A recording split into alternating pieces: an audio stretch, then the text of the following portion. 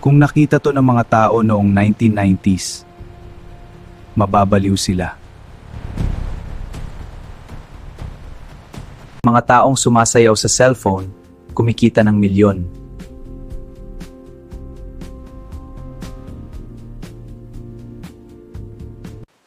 Isang picture ng paa binibenta online.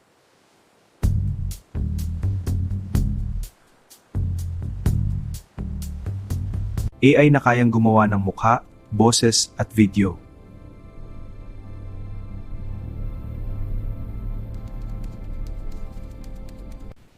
Mga bata mas marunong pa mag-edit kaysa adults.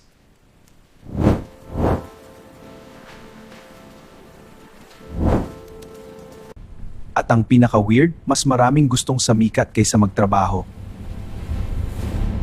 Welcome to 2026.